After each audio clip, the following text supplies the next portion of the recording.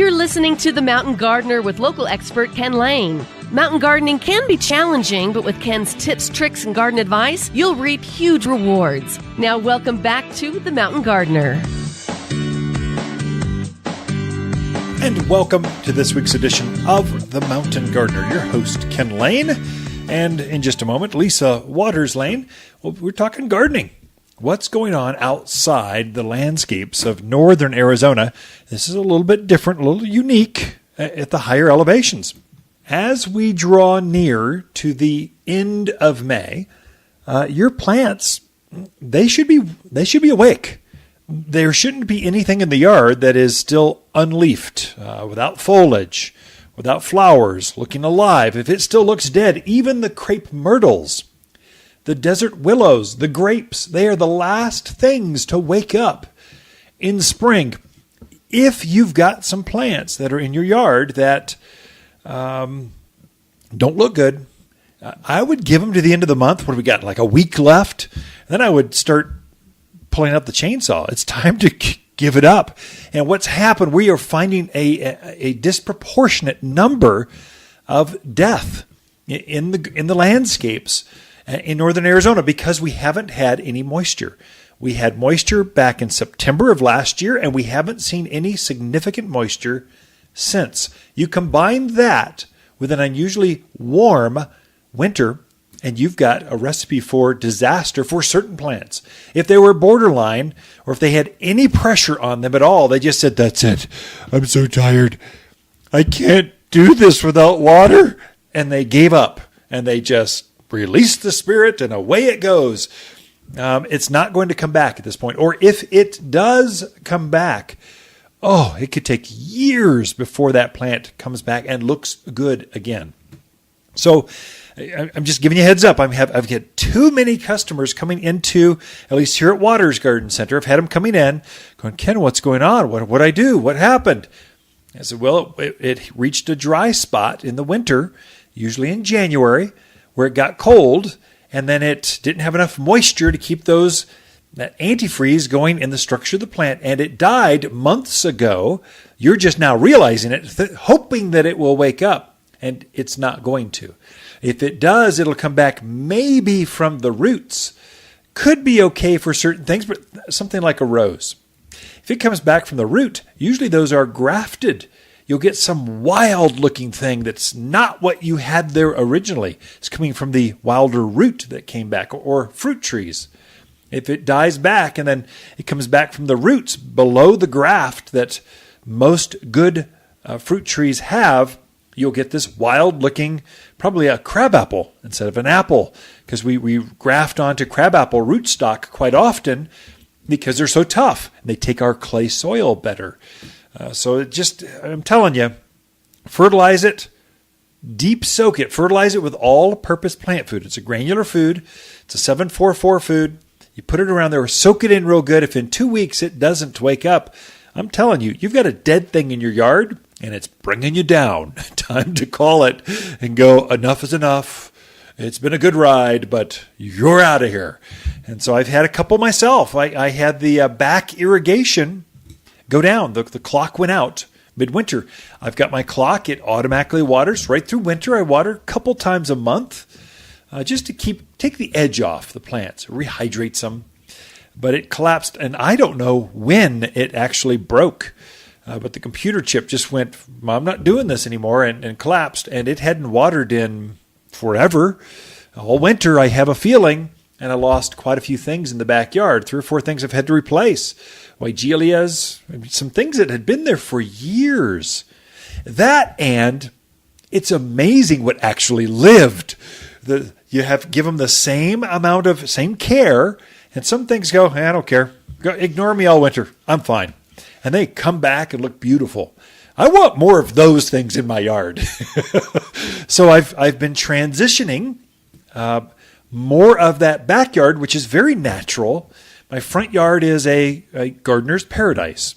The neighbors walk by and they go, "Oh, your yard is so beautiful. I just want more of that. I'm going to go to the nursery and get some more of this." You notice how it spreads. Gardening a nice yard inspires others to also have a nice home. And so they just up their game. So our street down in Prescott that we live on, it's beautiful because all the neighbors have kind of pitched in and it just spreads. But the backyard, which is most of the gardens, that is natural. It's nice. But I purposely went more native, lower care, easy, yet inspirational. There's some natives that are quite beautiful. So I lost some grasses and I put in, let's say, a Mediterranean carpet. It's a beautiful, low-growing ground cover, evergreen, perennial we found over in Albuquerque. It blooms. It's a pollinator like crazy. The butterflies and bees just love this thing. Grows below ankle high and just spreads. And it's evergreen or blue with a pink flower. The foliage is blue. The flowers are pink. It's gorgeous. I put some of those back there. Mexican feathergrass. My deer grass died, or Miscanthus. And I went, okay, that's it. I know Mexican feathergrass is not going to die. And I want to cross the creek bed over there. I want it to look pretty. I want it to be not desolate. I want it to be gorgeous. And so Mexican feathergrass waves in the wind. It just looks good. Apache plumes over there, some agaves, yuccas. I even planted some flax seeds. It's a native, wild perennial, and it throws off seed for the birds. We have a backyard that's for birds. And so we've just been transitioning when things kind of struggle and give up. I go, that's good. If you're struggling, you shouldn't be here. You need to be tougher than that. And I trade them out with things that I know are tougher than that. But isn't that gardening? Gardening is experimenting and playing with it and trying things. If something doesn't look good there or is struggling in that spot, you can move it, lift it, and take it to another area. I had some bear grass. It's a native grass, grows out in the valleys throughout northern Arizona. And it was in the front yard. It got too big. It's been there 5-6 years. I went, okay, that's enough. Yeah, you're overpowering. I can't trim you back enough. And bear grass doesn't look good. It's an evergreen grass that should not be cut back. The flower stalk can be cut off, but not the foliage. It was getting too big. It was getting so big, so happy that I was having to trim it. I went, okay, that's it. You're in the backyard. So I've just lifted them a couple weeks ago and put them back there. I'm not going to put them on the irrigation. I'm going to hand water them to get them established, and then I'll just let them go. That's the beauty of a native plant, something that just grows wild. Once you get it rooted into the surrounding soil, it just takes and can go from there. That's the beauty of it. And I've got quite a few of those in the backyard. But that doesn't help the gardener within me. The front yard is gorgeous. I mean, I need to go out and sip my tea or coffee and deadhead the flowers and commune and watch the hummingbirds go and play in the fountains and sip on the nectar of the flowers. It's colorful, extremely colorful. More than the backyard. It's high water, high care, high fertilizer, and that makes me happy. I need a place like that. I have quite a few vegetables up there, a lot of annual flowers, a lot of perennial flowers, and lots of shrubs that have lots of color. And it's got a courtyard and some water features, and it just feels like the secret garden. Like you just want to, in the morning, it's just beautiful the way the sun comes up, it's just shaded, it's just comfortable. The birds are actively busy out there. It feels good, but I think a gardener needs a space like that to nurture the soul within them. That just makes them feel better. They connect, keeps me healthy. I'm active, playing with the flowers. I enjoy the birds. It helps me connect with nature, my house. It's a place of rest for Lisa and I. And so I need a small space like that. It's maybe 1,000 square feet. The backyard's way bigger than that. So it needs to be lower care. But that's the backyard's where all the hot tubs, the barbecue grills, and the patios. It's made for entertainment. But it has to look good. So I think we can blend those things together. We call it Oasis Gardening. Closer to the house, you've got this nice, colorful, flowering fragrance. And then as you feather out into the yard further and further, you blend into the native landscape that's naturally showing up. And you use the pinyons and junipers and cliff rose that are naturally there, and you incorporate them into your landscape plant. Oasis Gardening. It's actually a thing, and it looks good in the mountains of Arizona. You're listening to local garden expert Ken Lane, also known as the Mountain Gardener. Ken can be found throughout the week at Waters Garden Center in Prescott. Listen each week as he answers timely garden questions unique to mountain landscapes. Hi, Lisa with the plants of the week and our instant Raywood ash. Raywoods are known for their handsome fall foliage that turns colors of red to royal purple. Just stunning. The leaves have a fine texture which add a softness to harsh rock yard. At $120, these instant trees are magnificent. 12 feet tall with a 6-foot spread. You won't have to wait for this tree to grow up. Waters Garden Center, 1815 Iron Springs Road in Prescott, where people who love instant trees, they love to shop. In a new place, it's difficult to know who to trust, how to get help at the house, and which nursery will simply do what they say they'll do. At Waters Garden Center, we're here to help, in the landscape at least. Our team of plant ambassadors know your neighborhood, the plants that add color, increase privacy, and add fragrance and beauty. And we can show you exactly how to plant locally, or we have teams to do all the work for you. We are Ken and Lisa Lane, and we guarantee our plants will live up to every promise here at Waters Garden Center. You're listening to The Mountain Gardener with local expert Ken Lane. Mountain gardening can be challenging, but with Ken's tips, tricks, and garden advice, you'll reap huge rewards. Now welcome back to The Mountain Gardener. And we are in the studio with Lisa Waters Lane. She comes each week talking about your questions, what is going on. You can learn a lot simply by listening over someone's shoulder and listening to the question and hearing the answer, and you get a feel for the timing, what's going on. And Lisa, welcome to the studio. Well, thank you. Always good to be back. It's kind of nice to be on top of the season. The garden center is all full and looking good. I was just walking through before the show, and it looks your crew has done an exceptional job. It's beautiful out there. They have done a good job. And yes, we are full. If we don't have it, you don't need it. That's right. That's right. So, the place looks, part of our goal is to make at least Waters Garden Center look like a botanical garden. That's so the displays, we've got things paired by companion plants, wrapped in just color every place. And so it's a hummingbird and butterfly. In the morning, there's so many birds and butterflies around. Yeah. And as people come in, they spook them all off, and they come back. In the evening. My favorite is after close, when the sun goes down, just the place is alive. As your landscape should be. It should be alive. It should feel. These are living, breathing things that should make you feel better when you're around them. It's funny because, was it yesterday? I think you were complaining about in our own yard, all the birds in the morning waking you up.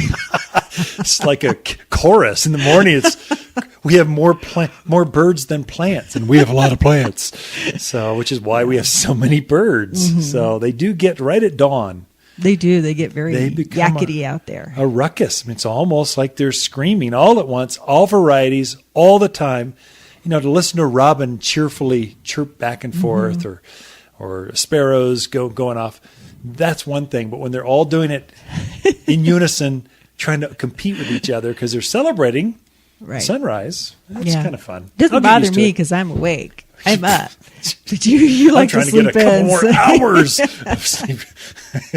But it is nice. It's a fun time of year. If you garden for the birds, you can attract more birds.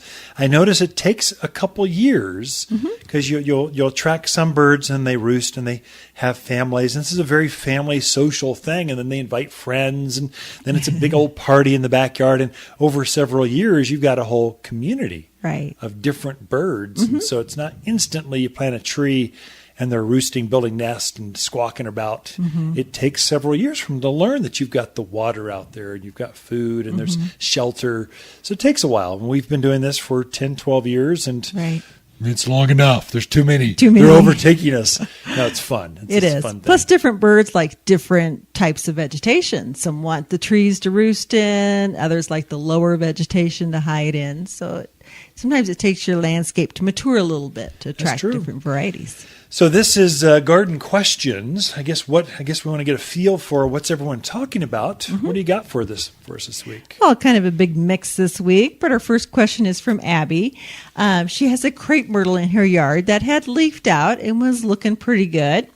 And then it got zapped by the frost. Yeah. She wants to know, do you think it's going to be okay? Is it going to leaf out again? What do you think? It's frost damage. So we have had some light frost in certain areas, not everywhere. It was kind of she must be a little bit higher elevation. So 6,000 foot and above kind of got zipped a couple times. So crepes will do great up there.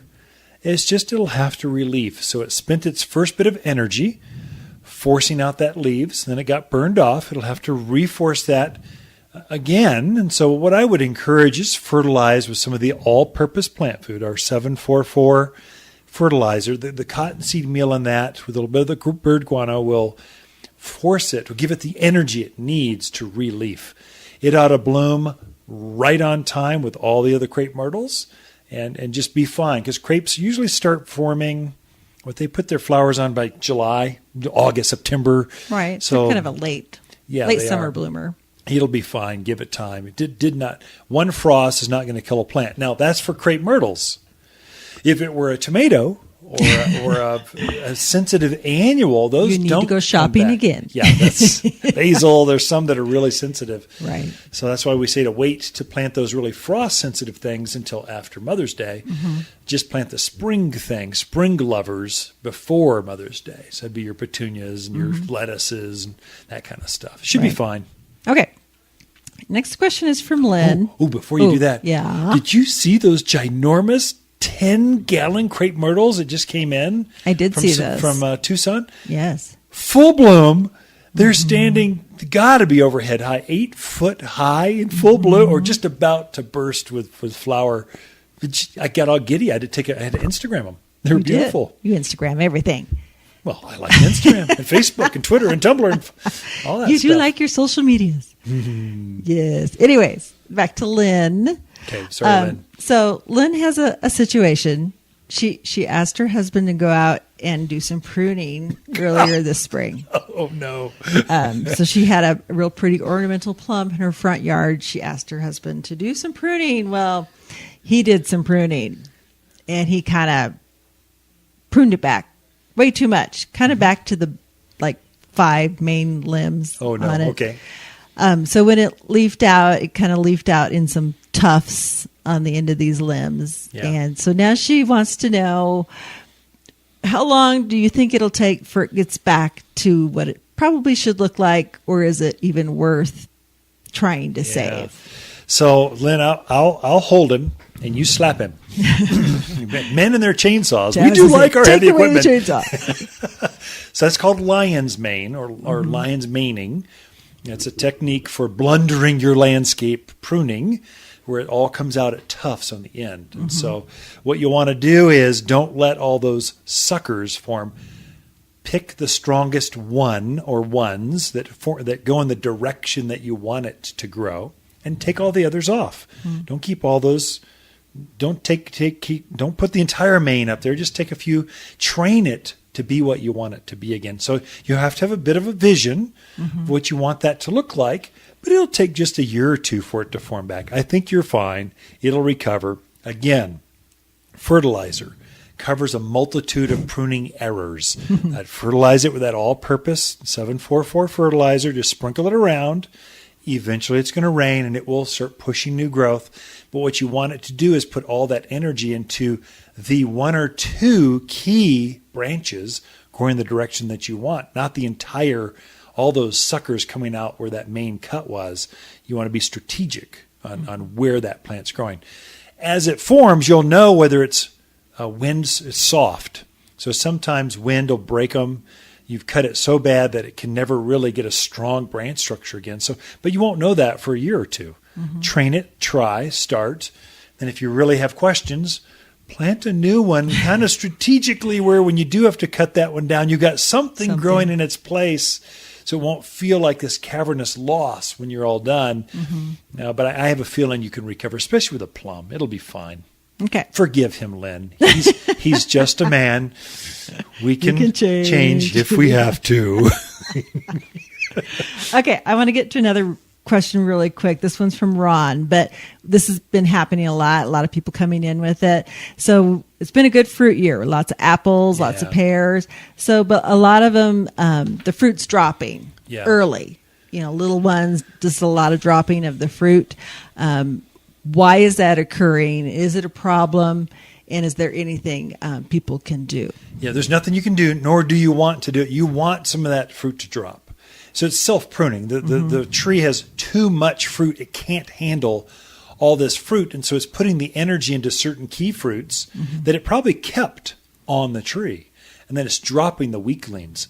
I would go so far as to say you need to, in addition to what the wind is shaking off of the tree, I would go through and thumb prune or pick off the weaklings. I would only leave half, a third, to maybe half of all the fruits left on the tree. Otherwise, you're left with just big pits, a little bit of fruit, big pits. You want a big fruit with a little pit. And so that's thinning. So all that remaining energy gets forced into the few fruits left. So if you don't thin your plums, there's so apricots, peaches, there's so many that you'll have hundreds of little tiny fruits that don't mean anything. So thin them out. So I think it's okay to have them thinned. So don't worry. Okay. Well, that's it for this segment of the show. Be right back with more Ken and Lisa Lane and the Mountain Gardeners. The Mountain Gardener, your source for garden advice right for the higher elevation of Arizona with local garden expert and the Mountain Gardener himself, Ken Lane. Listen in every week for Ken's tips, tricks, and techniques that are guaranteed to make a difference in your yard this season. Hi, Lisa here with the plants of the week and our Sunshine Daydream Abelia. Pink and white flowers continually cover this brightly yellow shrub. Very pretty. Requires less maintenance than all the other cultivars with a compact, creamy foliage. At $34, it's a garden designer's dream bloomer that takes heat, wind, and blooms even longer with a bit of midday shade. Waters Garden Center, 1815 Iron Springs Road in Prescott, where people who love easy perennials love to shop. I grew up in the family business with my 3 sisters, and I've raised 4 of my own kids in the same garden center. Waters isn't just another business in town. This is part of our home, an extension of who we are. My family spends more time here than we do at home. It's basically an extension of our living room. We just have more friends over than most. My name is Lisa Waters Lane, and you'll feel welcomed, peaceful, and at home here at Waters Garden Center, 1815 Iron Springs Road, here in Prescott.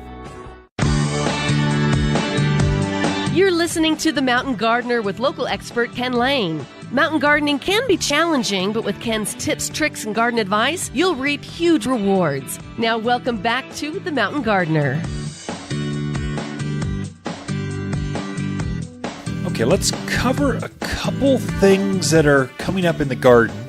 Getting a lot of questions about iris, daffodils, tulips, and the flowers, the bulbs or the rhizomes, those flowers, the early spring bloomers. When they're done blooming, what do you do with all these things? Do you cut them back to the ground? Do they go back by themselves? Do I cut back just the flower? Do I cut back the foliage? Let me just cover this. Iris. So as they get done blooming, I cut them back. I've actually cut quite a few and brought them into a vase and brought them inside and just enjoyed the color and the fragrance of my iris specifically right now. When they're done, I keep the foliage up, though. You need to keep those leaves on your bulbs, whether it's a crocus, a daffodil, a tulip, iris, whatever it is, lilies. You need to keep the foliage up there because it needs to reach the sun, create the photosynthesis to make next year's flower. It's not going to bloom again. It's done. But you can help it, and it just looks bad having a spent flower coming up. The foliage is rather pretty. But the dead flowers, not so nice. So I cut those off close to the ground, wherever it's convenient. It disappears and it's done. Daffodils are looking a little bad right now. So they were done a month ago. I cut back the spent flowers, but now the foliage is now laying on the ground. Some folks, what the book says is just leave it on the ground. It looks pretty bad.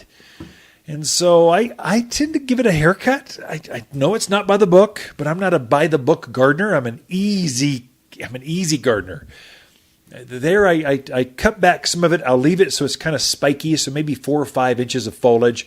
It seems to be enough to create next year's flower just by leaving that much foliage. Then it cleans up that part of the garden. I had a very, very good English gardener that worked for me.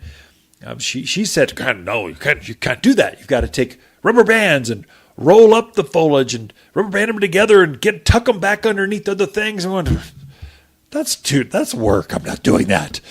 So I just take the weed whacker, the mower, or just shears, and I just cut them back so they're cleaned up, haircut, but I don't take them right to the ground.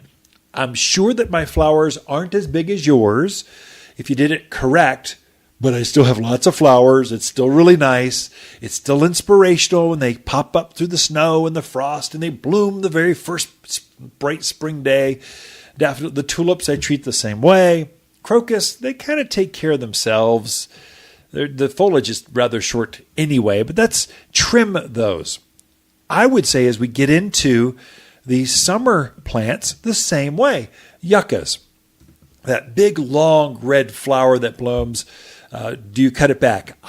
Sometimes it'll put seed heads on. I'll pick those off so it keeps it blooming, so it'll set more flowers. It's either putting its energy into seed or it's putting its energy into flowers.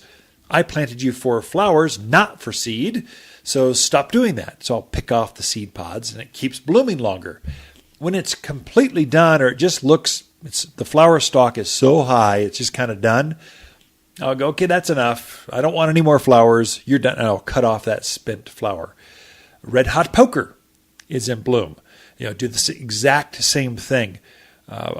Foxglove, some of your classic perennials, the same thing. So as you see spent flowers, don't allow your flowers to put all of its energy into now not blooming, but putting on seed. That's kind of the insider's secret to deadheading is what they call this. You take the dead spent flowers or the dead heads of the flowers off so the plant cannot focus on seed production. So it goes, okay, that I tried. I didn't get to seed. I'm not going to reproduce unless I form more flowers, more seed. I'll bloom, attract the butterflies and the bees, set my seed, form another seed, and it'll keep blooming. And so that's keeping the dead flowers off of your plants, keeping them cleaned up. They look better and they'll actually bloom better for you as well. So that's kind of the insider tip on things that bloom, especially the spring blooming bulbs. We should cover tomatoes. Everyone's in for tomatoes. It's the number one vegetable grown by gardeners. By everyone, actually. I think we sell more tomatoes than geraniums, which is saying something. We sell a lot of flowers. I've put quite a few tomatoes in. Here's kind of what I did, and it seems to be working exceptionally well because they're actively growing. So in the last week, I've put in several different vegetable plants, tomatoes, peppers, eggplants, beets, all kinds of stuff. At the bottom of the hole, that layer, that soil around where the roots are, I'm adding Aqua Boost crystals. These are polymer crystals that absorb water and keep the water around the root ball of the plant. This will play out very well for you as we get hot. So it keeps the fruit from cracking, basically. Then I'll sprinkle a little bit of gypsum below each of my plants because that's calcium sulfate. Gypsum is calcium sulfate. Calcium, we lack calcium in our soil. So I'm front loading that so I get less blossom end rot. Then I backfill the rest of the soil around, water it in with Root and Grow, and it just takes off.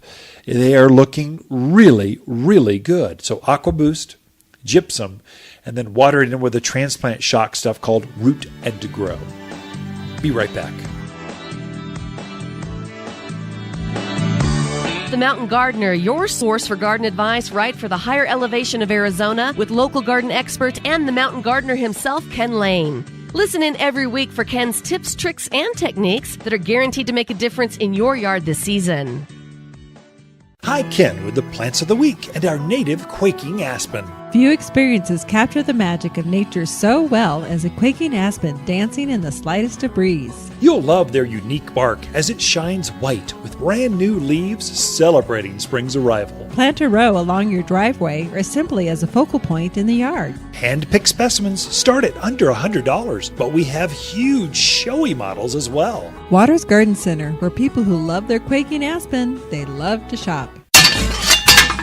Ouch! Aw, man, another rock! Hi, I'm Rusty. You know, the shovel you're destroying trying to dig that hole? Sure, I get it. We got these beautiful plants at Waters Garden Center. Waters asked if they could plant them for you, but no. You had to do it yourself, even though they would plant, deliver, and guarantee your plants for 2 years. I hope I don't end up like that old pickaxe. Ouch! Prevent yard tool abuse. Waters Garden Center. They plant, deliver, and guarantee. And back in the studio is Lisa Waters-Lane. She brings your inspiration segment. So how to make the gardens prettier, nicer. In fact, I posted something to our Instagram and Facebook page. Our backyard, we were grilling the ahi tuna last night. Yeah. Wasn't that pretty? It was pretty. The sun was going down. It was setting. The light came off the pond just perfectly. And I went, oh, that's a good Instagram post. Posted that, and it got like, I don't know. It's gone hundreds of likes, or it also cross pollinates to Facebook. Got even more cross posts. Sorry, everything is in terms of gardens. I didn't know that was a social media term. Cross pollinates on social media. Yeah. I think it's all those milkweeds we got in the back. We set up that butterfly pollinator section. I'm just thinking, pollinate. I love that new milkweed you brought in that has the variegated foliage. Isn't that pretty? I mean, it's got silver variegated leaves, the same bright yellow flower, orange or whatever that color that is, with a purple highlight. We've got to have one of those at our house. Snag one before they're all gone.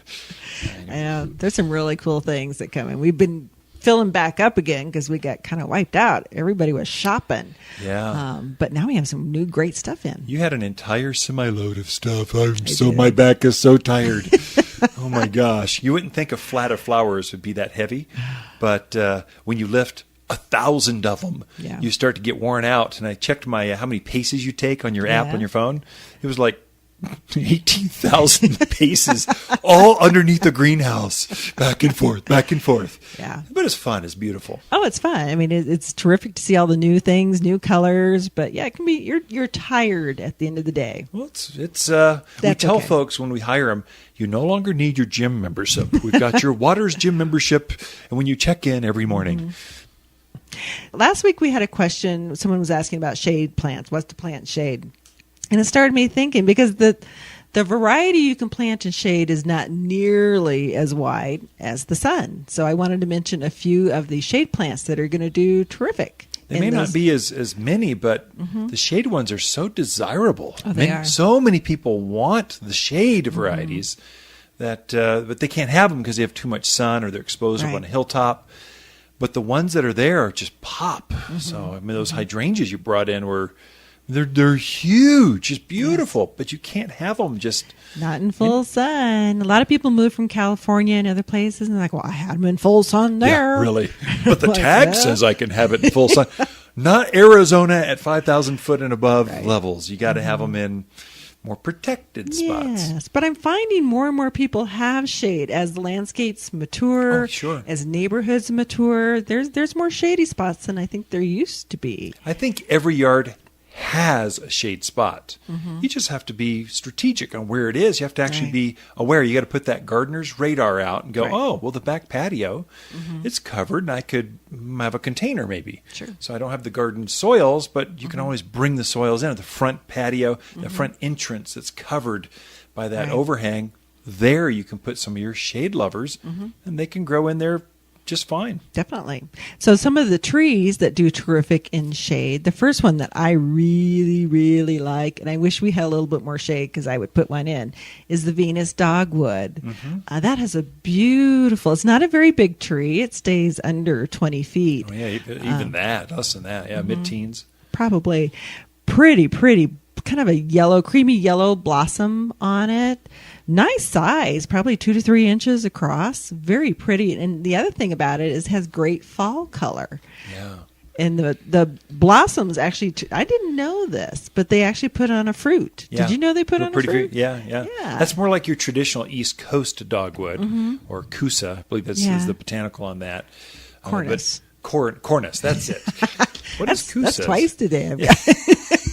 Couscous? Couscous. It's all that Latin bouncing around in your skull, kind of going back and forth. How do you? A couple of other good trees, the bloodgood maple. Pretty kind of purpley red leaf to it. Looks nice in those shady areas where you have a lot of green. Yeah. It's nice to throw that red in there and give you a little bit different color. Another one that is my favorite is the coral bark maple. Oh, yeah. Bright green leaves, but the terrific thing about that is in the wintertime when it doesn't have leaves, it has a bright red leaf or branch structure to it. So all the branches in the trunk are bright red. So it's nice that it gives you color even in the wintertime. We've got a purple maple in the backyard in a big square pot. Waterfall one. Yeah, it's a waterfall maple, but it's a Japanese maple. Oh, there's a lot of different Japanese maples. There's hundreds of varieties, and they all require shade. Right. So not in Arizona, at least. Now, other parts of the country, they grow right out in full sun. The tag says sun, but that's a national tag printed by the grower. It's not for us. So we're a little bit different. It'll take some sun in the morning, evening, but not midday. Ooh. That's going to vaporize. It'll grow, but it'll be ugly with those very ugly brown leaves. It just will struggle.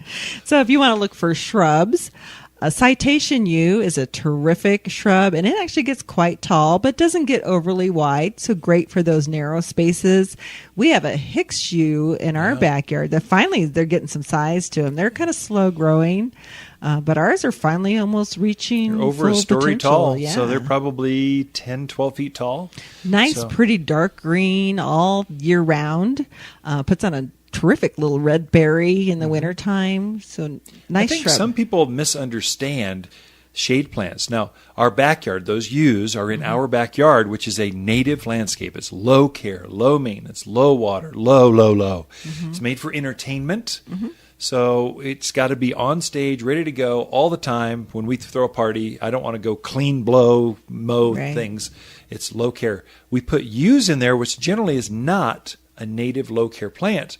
But because it's in the shade, it's not exposed to all that sun and wind. And so it's blocking a 2-story stucco wall that's just stark and ugly. There's not even a window in it. I mean, it's just two stories from the ground up. I mean, it's ugly. We had to soften it some way. Yeah. And so the Hicks yew, I think the citation would be equally as stunning. Right.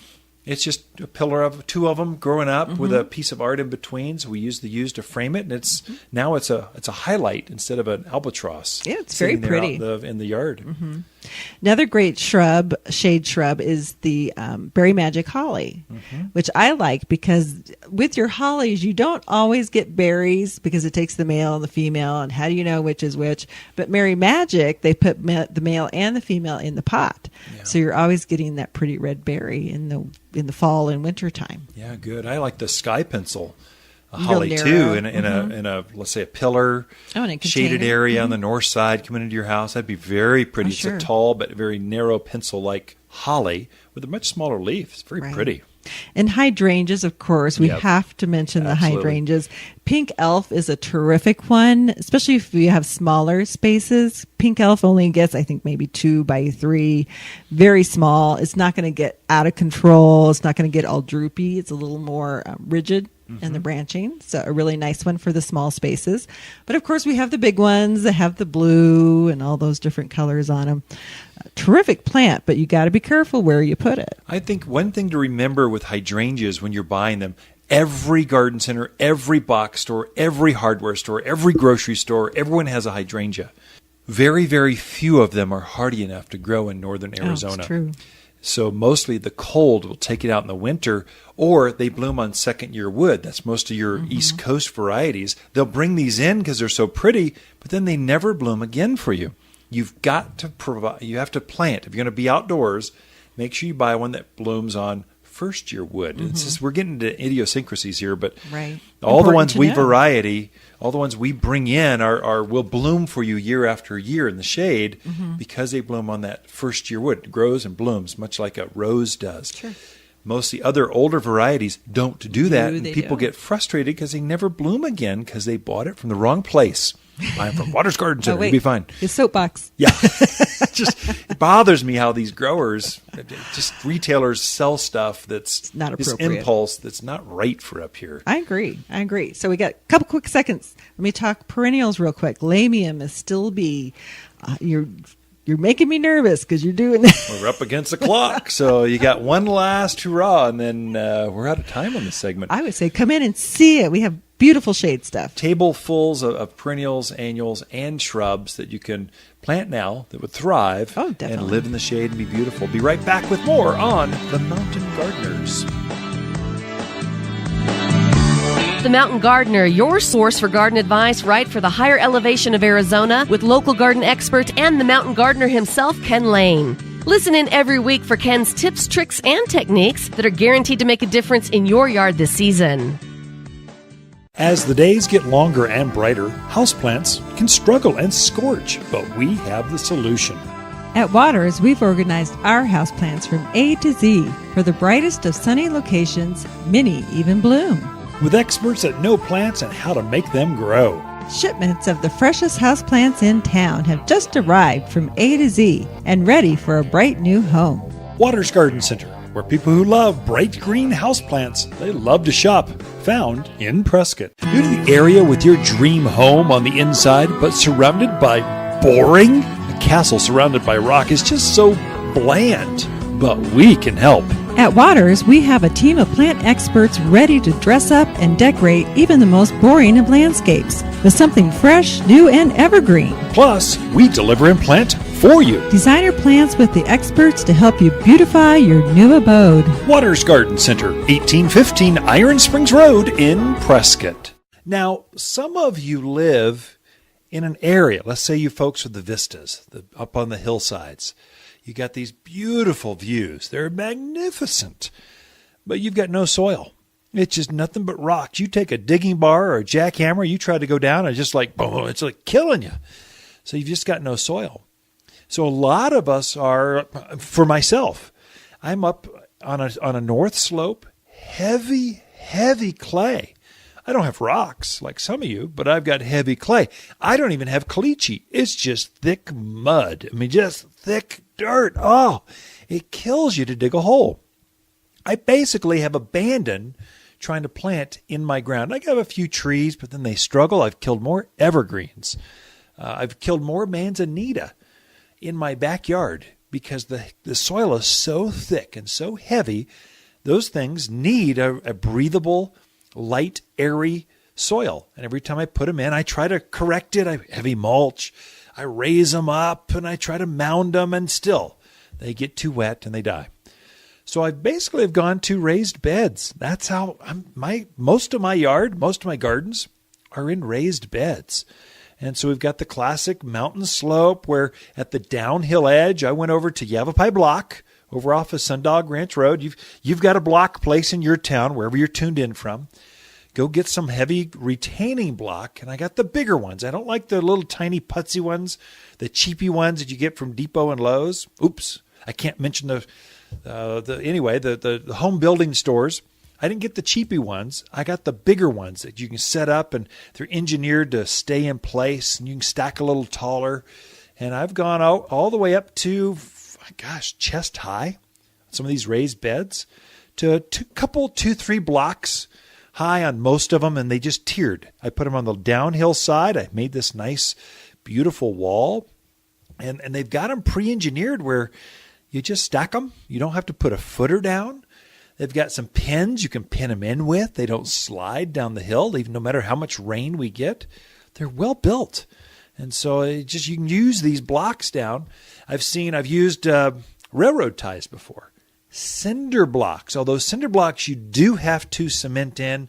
You do have to put a footer. You do have to kind of get them. Otherwise, they kind of move on you. So I don't really like those. And cinder block looks so 1970s. It's too much for me. If you could stucco them on the front, that could be beautiful. I like the retaining block because you can get them in colors. They match the landscapes, and they're designer-esque today. I mean, they just fit today's architecture. railroad ties, they scream. They started pulling the railroads out of northern Arizona back in the 80s and early 90s. And so it dates your house. You can date a house, railroad tie. Look, that's from the 80s or 90s. It just looks old. And they don't last as long as you think they would. Once you start putting soil behind them, they just don't last as long. They'll start to rot out. And if it's a vegetable garden, the cedar, pecky cedar, rots too fast. The treated cedar, they treat them with chemicals. The railroad ties, they've got creosote, it's chemicals. I just don't want that stuff leaching into my soil. So I prefer the cement type block kind of stuff. You can use boulders, but not all of us have the equipment and the the equipment or the know-how to maneuver boulders. And so I've just gone with a retaining block. It works it's easy to work with. Anyone can do it. If you've got a level, you just kind of get it. Make sure the first row is level. The rest of it just stacks really fast. And then I backfilled with really potting soil. So my grower came up with a soil mix for northern Arizona. I mean, he's been growing here for years. He's brilliant. He's got a recipe for his soils that just really works in our arid climate. And I backfilled with that. And it works. All I got to do now is plug a tree, plug a plant, plug a tomato, plug whatever I want. It just magically starts to take off. The soil is everything. And it may look dark and rich. Like Lisa and I basically raised our family off of Kirkland Creek down in Skull Valley. We love Skull Valley, ranch country. The hill, it's just beautiful out there. But right on Kirkland Creek, most of your soils up on the hillsides had settled down there in that valley. It was great farmland. Corn, they'd raise wheat, alfalfa. What I found was it was heavy silt. It was real tight particles. It looked rich, but real tight particles. And I tended to overwater in those areas. I had to really watch myself not to over-irrigate, overwater things. Of course, we had tremendous water source. We had 95 gallons per minute. Those of you on the well, you know that's like amazing. Unlimited water virtually. So you tend to overwater. And so with that heavy silt, I killed a few things. I had to watch myself. So there, if I had a nice bed, I'd amend it with some composted mulch, and I'd raise it up a little bit, and that solved my issues. And so it may look like it's rich and good dirt, but sometimes it's all just an illusion. It's not really as good as it looks. Now, the potting soils are mainly peat moss based. A little bit of compost, some perlite, some organic fertilizers, and it's pretty good stuff. It's the stuff our plants are grown in, so it's our professional mix or grower's mix. So if you can get that same exact mix that plant is grown in, if you can pull that root out and go, what is that soil? I want more of that soil. If you can fill your raised bed or your container gardens with that soil, you can take that plant, plug it into that additional soil, and it just goes, more room to grow. They just start taking off.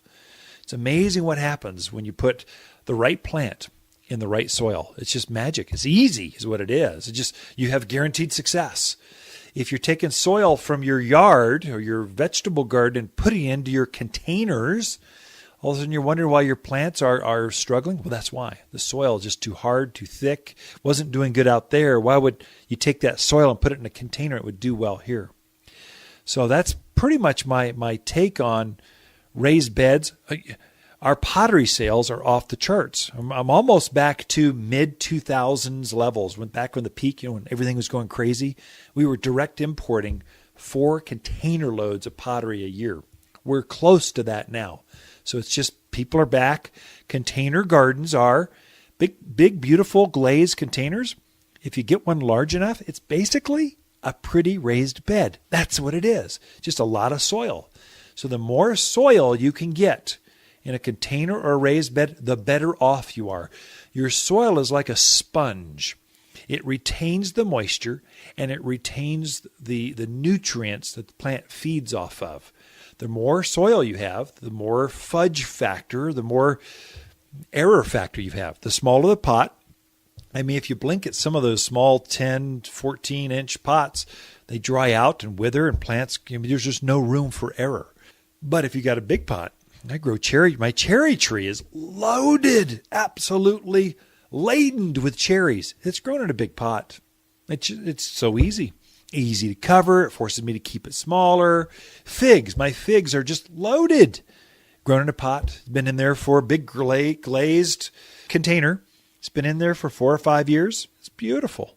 And it produces like crazy. There's no limit what you can grow, but some of you just need to abandon the idea of planting in the ground. It's just too rough. Don't torture yourself like that. And so some of them, if you get a big enough pot, keeps them out of the areas of bunnies, of javelina. Not so much deer. They can come in and nibble on stuff. But the right soil makes all of the difference. And if you're new to gardening, you really need to heavily amend each planting hole. Some of you, the contractor, when they built your house, they came in with a backhoe, day one, scraped off anything that was viable in your soil, and all that topsoil, the 2-3 inches of soil that was living, breathing soil, they scraped it off, chucked it off to the side of the yard. They started putting your footers in. And so you're trying now to garden in this dead soil. There hasn't been any organics added to that soil in forever. I mean, just caliche, rocks, clay. And you wonder why you put a little bit of compost in there and plant it. You wonder why it sits there and 3 years later it's still looking at you at the same size. It hasn't grown. That's why. The soil was literally dead.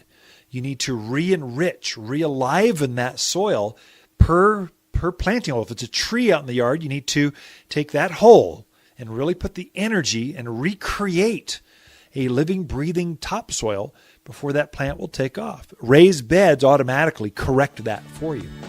That's my take on raised beds. Be right back with more on The Mountain Gardener. The Mountain Gardener, your source for garden advice right for the higher elevation of Arizona, with local garden expert and the Mountain Gardener himself, Ken Lane. Listen in every week for Ken's tips, tricks, and techniques that are guaranteed to make a difference in your yard this season. Hi, Lisa with the plants of the week and our Tiger Eye Sumac. You can't kill this native plant, and it's so fancy. Chartreuse foliage quickly develops into lacy yellow leaves, which contrast nicely with the posy pink stems. All this turns the color of orange peels through autumn. A dramatic focal point when planted as an accent at the edge of ponds and dry creek beds, all for just $39. Waters Garden Center, 1815 Iron Springs Road in Prescott, where people who love fancy native plants love to shop. I grew up in the family business with my 3 sisters, and I've raised 4 of my own kids in the same garden center. Waters isn't just another business in town. This is part of our home, an extension of who we are.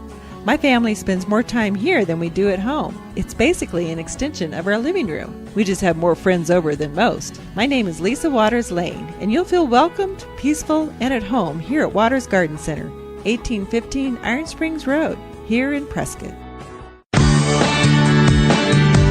You're listening to The Mountain Gardener with local expert Ken Lane. Mountain gardening can be challenging, but with Ken's tips, tricks, and garden advice, you'll reap huge rewards. Now welcome back to The Mountain Gardener.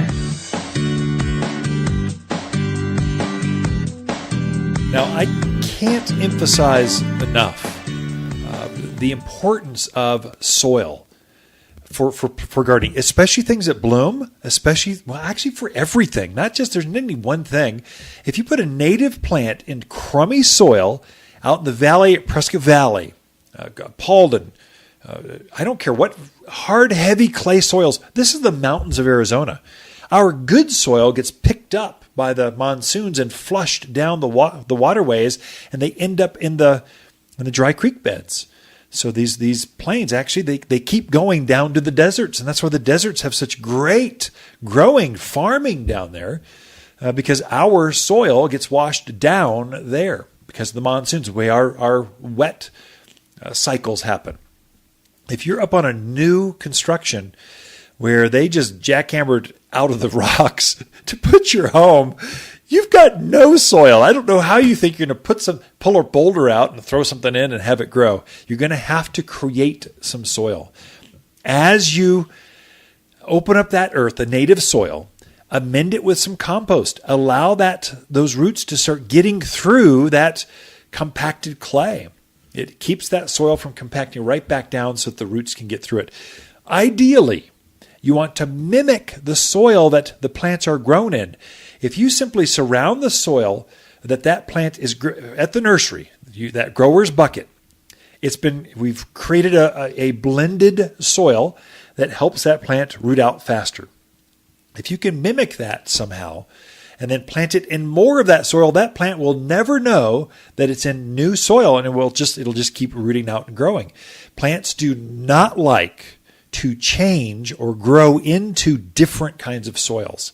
If it hits a barrier, a rock shelf, a caliche layer, it will not go there. It just says, done, I'm out. Oh, but Ken, I see rocks. I see trees with roots growing through the rocks. Well, that's an anomaly that had millions of seed, and one of them made it.